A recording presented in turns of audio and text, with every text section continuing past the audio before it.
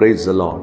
ஆண்டவர் இரட்சகருமாகிய இயேசு கிறிஸ்துவின் நாமத்தில் இந்த காலை நேரத்தில் என்னுடைய அன்பின் வாழ்த்துகளையும் ஸ்தோத்திரங்களையும் உங்களுக்கு தெரிவித்துக் கொள்கிறேன். நம்ம ஆராதிக்கிற தேவன் பெரியவர். அநேக நேரங்கள் நம்முடைய வாழ்க்கையில பயம் நம்மை ஆளுகை செய்கிறதை பார்க்கிறோம். வியாதியின் நேரத்தில், ஒரு பலவீனத்தின் நேரத்தில், ஒரு கஷ்ட நேரத்தில், எதிர்பாராத துன்பங்கள் வரும்போது இந்த பயம் நம்முடைய இருதயத்தை ஆட்கொண்டு தொடர்ந்து ஓட முடியாதபடி, ஜெபிக்க முடியாதபடி நம்மை முடக்கி போடுகிறதை பார்க்கிறோம். இன்றைக்கு ஒரு வார்த்தை, புலம்பல் 3ஆம் அதிகாரம் 57ஆம் வசனம். நான் உம்மை நோக்கி கூப்பிட்ட நாளிலே நீர் அணுகி பயப்படாதே என்றீர்.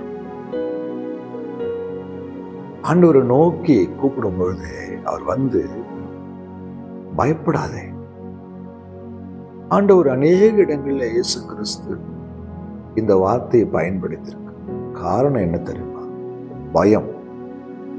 இந்த பயம் விசுவாசிகளுக்கு மாத்திரமில்ல, கர்த்தருக்காய் ஊழியம் செய்கிற ஊழியக்காரர்களையும் பிடிக்கும். அநேக நேரங்களில் நானே பயந்து நடுங்கி இருக்கிறேன், அழுது இருக்கிறேன், கண்ணீர் வடித்து இருக்கிறேன். ஆனால் திரும்ப கர்த்தருடைய வார்த்தையின் மூலமாய் பலன் கொண்டு அந்த பலத்துல ஓடிக்கொண்டிருக்கிறோம். என் அன்பு தெய்வ பிள்ளைகள், ஆண்டவர் சொல்றாரு பயப்படாத. இந்த காலை நேரத்தில் ஏதோ ஒரு காரியத்தை நீங்க பயந்து போயிருக்கலாம். ஏதோ ஒரு காரியத்தை யோசித்து யோசித்து யோசித்து கலங்கி போயிருக்கலாம். இன்றைக்கு அவரை நோக்கி கூப்பிடுங்க.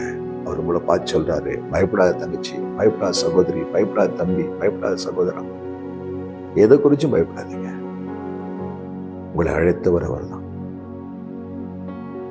பேதுரு தண்ணீர் மேல நடக்கிறார். அவருடைய கண்கள் ஆண்டவரை பார்த்து கொண்டிருக்கிற வரைக்கும் அவருக்குள்ள பயம் இல்லை. ஆனால் அவள் அந்த கடலின் ஆழத்தையும் அந்த கடலையும் பார்த்த உடனே அவருக்குள்ள ஒரு பயம், தண்ணியில முழுக ஆரம்பிச்சிட்டார். நம்முடைய வாழ்க்கை அப்படித்தான். இயேசுவை நோக்கி பார்க்கிற வரைக்கும் அந்த பயம் நம்மளை ஒன்றும் செய்ய முடியாது. ஆனால் சுற்றி நடக்கிற காரியத்தை, டாக்டர் கொடுக்கிற ரிப்போர்ட்டை, சரீரத்தில் நடக்கிற பிரச்சனையை, குடும்பத்தில் நடக்கிற போராட்டங்கள், வேலை ஸ்தலத்தில் நடக்கிற எதிர்மறையான காரியங்களை பார்க்கும்போது பயம் வந்துடும். ஆனா ஒண்ணே ஒண்ணு, பயப்படாதீங்க. உங்களை ஒருபோதும் அவர் கைவிட மாட்டார். நீங்க அவரை நம்பி இருக்கிறீங்கல்ல, அவர் தான் இன்னைக்கு எல்லாம் நினைக்கிறீங்கல்ல, உங்களை அவர் கைவிடவே மாட்டார். சோர்ந்து போகாதீங்க, தைரியமா இருங்க. எல்லா பயமும் நீங்கி கர்த்தர் ஒரு உற்சாகத்தின் ஆவியை கொடுத்து உங்களை நடத்த போறார். என்ன நடத்த போறார்? தைரியமா இருங்க. வேதம் சொல்லுங்க, அவர் பயப்படாதுன்னு சொல்லிட்டாருன்னா அவ்வளவுதான். ஏதோ உங்களை சேதப்படுத்த முடியாது. விசுவாசிக்கிறீங்களா? ஜெபிக்கலாமா? பயத்தின் ஆவி விலகும்படியான ஜெபிப்போமா? அன்பும் இரக்கமுள்ள ஆண்டவரே, இந்த வார்த்தைக்காக ஸ்தோத்திரம் ஐயா. அப்பா, உம்மை கூப்பிட்ட நாளிலே நீர் எங்களை அணுகி பயப்படாதே என்று சொன்னீர்.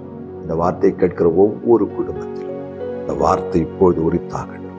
எல்லா பயப்படுத்துகிற ஆவியும் இயேசுவின் நாமத்தில் வெளியேறுவதாக. என்னென்ன காரியங்களை குறித்து கலங்கி இருக்கிறாங்க, பயந்து இருக்கிறாங்க, இனி அந்த பயம் அவர் வீட்டுக்குள்ள அணுகாதபடி இருதயத்தை விட்டு வெளியேறுவதாக இயேசுவின் நாமத்தில். அப்படியே செய்து நன்றி. இயேசு கிறிஸ்துவின் நாமத்தினாலே ஜெபிக்கிறோம் பிதாவே, ஆமென். ஹல்லேலூயா. God bless you.